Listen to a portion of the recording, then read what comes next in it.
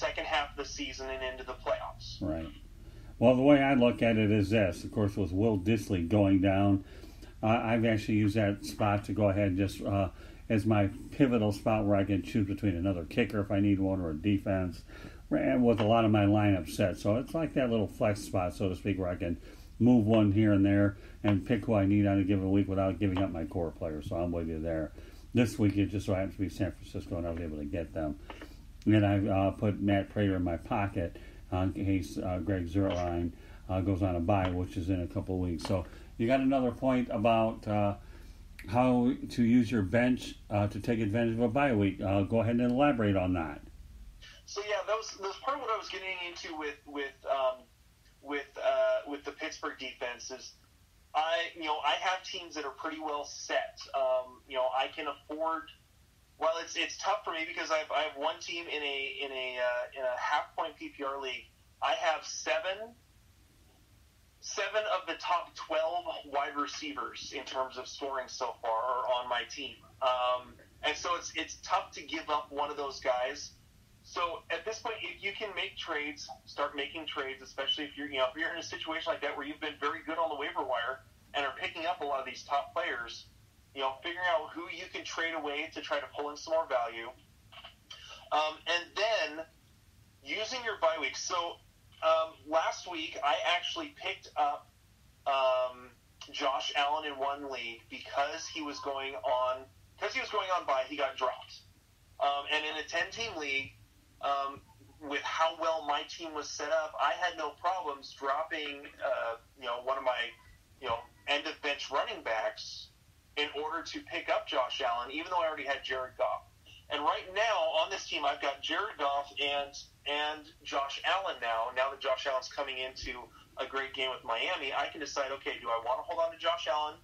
I'm going to hold on to Josh Allen for the next 5 weeks at least. And now I've got Jared Goff, who is going up against Atlanta this week, which I think is a great comeback week for Jared Goff. I think it's going to be a great week for the offense, especially if it just so happens that both Malcolm Brown and Todd Gurley are out this week.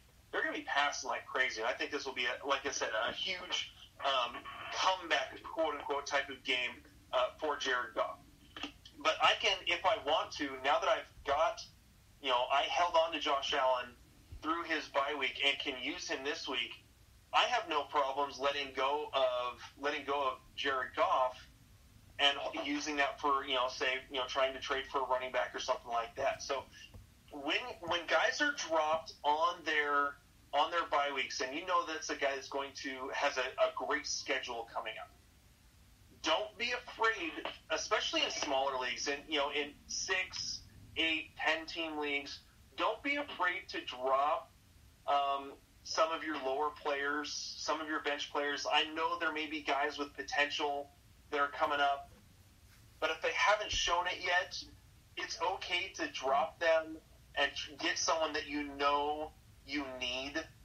And someone like Josh Allen, who has a lot of potential and has a really easy schedule, I was fine to drop. I believe it was Adrian Peterson, right? Who hasn't been doing much, but things are kind of looking up for him in terms of the schedule. And now that Gruden's gone, they're going to try to run the ball more. I was fine to drop Adrian Peterson in order to get Josh Allen on a bye week and not have that extra running back depth. Yeah, I guess if there's anybody that'll benefit by the coaching change, it would be Adrian Peterson, with Bill Callahan, who's known for being a guy that likes to carry the rock for sure. So I got a few questions I want to incorporate in here. First of all, okay. Steelers' Mason Rudolph clears the concussion protocol, set to return after the bye. What are your thoughts about that? I think that the person that benefits, well, there's two people I think benefit the most from Mason Rudolph coming back. That's Juju Smith-Schuster and Vance McDonald. When Rudolph is in, he likes to target. He's really liked to target Vance McDonald. I want to say when Rudolph came in, especially that first game against Seattle in Week 2 when Ben Roethlisberger went out, I think was it Vance McDonald? I want to say had 7 targets, 5 catches, and 2 touchdowns. Really used him well in the red zone. Devlin Hodges is a guy that, because he's the third stringer, He's still figuring out the pro game. Was undrafted free agent. Won a spot on the first Steelers roster on a rookie invite to camp. I think that he's more of that, drop it off to the running back side of the backfield, and he's not necessarily going to try to stretch the field any. Which goes to explain, Juju Smith-Schuster's, one catch on 4 targets. Only 4 targets to Juju Smith-Schuster, who's their number 1 wide receiver. So I think with Mason Rudolph coming back, he is the guy that he's okay to try to stretch the field. He's more the mid-range guy. He's going to throw it a little more mid-range than, say, Devlin Hodges is. But he's also not afraid to go deep if he has to. And a lot of that comes from his time at Oklahoma State when he was with James Washington, throwing the ball out to him at Oklahoma State in college a couple years ago. So I think that this with Rudolph coming back, it'll really benefit.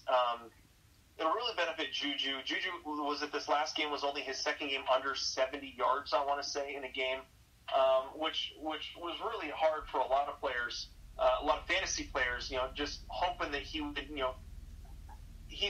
while the season's been disappointing from Juju, it hasn't been as bad as people, would like to think it is. So, he's right around, I want to say he's right around wide receiver, about 30, 35. And a lot of people think, make it sound like he's, wide receiver 50. He's been an okay wide receiver 3.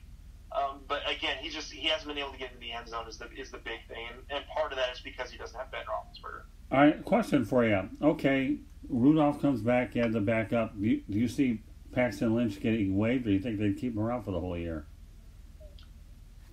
I don't know if they'd keep him around for the whole year. I think he probably gets waived and just kind of see where he lands from there. Teams are always looking for backup quarterbacks just because of how important the position is. Right. When there's injuries, it can be absolutely debilitating, as we've seen from Pittsburgh. And so I think that he could find another home. I think that it's likely that they drop him. So okay. That's fine. And real quick, I don't know if you saw this. Speaking of former Denver quarterbacks, Brock Osweiler officially retired today. Yeah, I did catch that briefly. Do you think Brock Osweiler lands any place in another league that'll be debuting in February? No, I don't think so. I think he's done. Do you? Well, 7 years in the league isn't bad. He'll probably get a decent pension, and he seems like a bright guy, so more power to him. Yeah, I did guess that. Let's think about the massive contract that he signed with Houston, too. Mm-hmm. So he won't, unless, as long as he's good with his money, he won't be hurting for money for a long time. Well, good for him. At least his agent did well by him. And Brock ended up lasting 7 years, which is longer than most guys land anyway. So more power to Brock. Okay, a couple other notes I want to bring up to you, and then we'll talk about maybe the Thursday night game in advance. The Miami Dolphins, you already alluded to it, reverse course. They named Ryan Fitzpatrick as the starter versus the Buffalo Bills. Are you surprised, or is that the best case of waffling you've ever seen? Yes. Okay. And honestly, this is one of those things where the Dolphins are just so bad. I was hoping that things would be better for Josh Rosen, that he'd be able to show off his arm talent a little bit more. And unfortunately, even when he's had the time to throw, he's been throwing it into coverage and throwing picks. He's trying to be. I think he's trying to prove people wrong, and he's trying to be the next, as best he can, the next Brett Favre, and that's just not what he is. Right. And so I think for him is he's got a chip on his shoulder. He had a chip on his shoulder when he was what was he drafted, like 10th or 12th when Arizona took him. Right. I know he slid down to where the Cardinals. He slid down to being the 12th overall pick or something like that, which. Right. Being mad about, not, being a 12th pick is just blows my mind. But I think that, with that chip on his shoulder, he's trying to prove himself, and it's only digging himself a bigger hole. Right. Miami's going to draft a quarterback again this year. That's simply. I think they at least let go of Ryan Fitzpatrick. I think after this next year, or after this season, and maybe hold on to Rosen as a backup. I think that's the best case scenario at this point for Josh Rosen. Yeah, I actually thought the same thing too. I mean, how do you wreck a quarterback? Well, if you're Josh Rosen, you go to the Arizona Cardinals, and that isn't good enough. You go from a 3-13 team to one that probably stands a chance to not win any games. And I really feel bad for the kid. I really do. I mean, he certainly, and I think his career is early enough where he can certainly be saved. But my goodness, give him something to work with instead of nothing, which he's had a lot of nothing to work with. If that makes any sense. Oh yeah, I mean, when his best wide receivers are Preston Williams, who I believe went undrafted, and Devontae Parker, who just continues to prove to be a lack of talent wide receiver that, everyone thought, well, maybe it was just Adam Gase. No, it wasn't Adam Gase. Right. No, it's Devontae Parker is the problem. So. Right. Well, I mean, I know Jim Caldwell is a guy who obviously has medical issues. I was hoping that when Jim Caldwell went there, that he would be able to help Rosen out. Have you heard anything at all about Jake Rudock, where he's landed? I haven't heard anything about his name, but since we're talking about the Dolphins quarterback, why not mention Jake Rudock? I think the guy still has a career that he can save, but where is he going to land, if anywhere? I honestly don't know at this point. There aren't right now there aren't a whole lot of positions open in terms of being able to land. Unless he can get lucky, get on a practice squad. I think that's about it right now. Okay, just curious. Just came to mind. Okay, there's a report that Deshaun Jackson will likely miss a pivotal Week 7 game against the Cowboys. What are you hearing about that? He is still not practicing. And as of this point, if you have Deshaun Jackson still on any of your fantasy rosters, please do yourself a favor and drop him. Okay. There are other players that are owned in 60% and less of leagues that are worth more of your time. Pick up Mecole Hardman, who plays tomorrow night, or who plays in the Thursday night game against Denver. He is more likely to actually produce for you than obviously a Deshaun Jackson, who's continually sitting the bench with an abdominal injury. Okay. All right. I'm going to have Xavier McKnight talk about the Cleveland Browns later, but why don't you talk about them now? Is there anything worth salvaging with the Cleveland Browns this year, a team that's got more nationally televised games than they don't deserve because of a quarterback that can't keep his big mouth shut?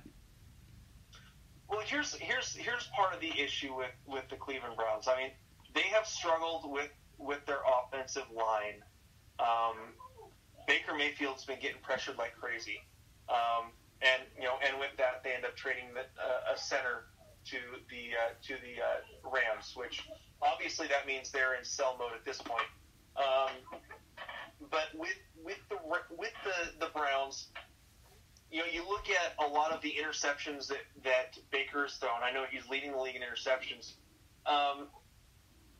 2 out of every 3 interceptions that I have seen of his over the last few games aren't even his fault.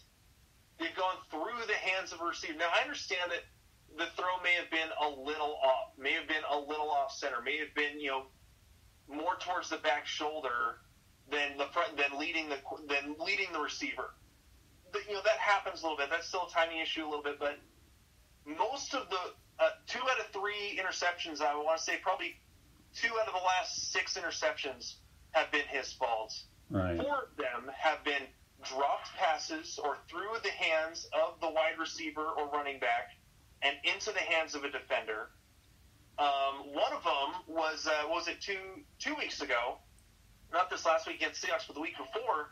Anthony Callaway is on the 1-yard line, and he throws a perfect pass, so no one's within 5-6 yards of him, and it hits right in his hands and pops straight up into a defender's hands, who then runs it down to like the 40-yard line. Right. There's nothing that Baker Mayfield can do about that. That's not his fault. So right. I can look at least 4 interceptions that are not on him, that are on his receiving core that just isn't catching the ball.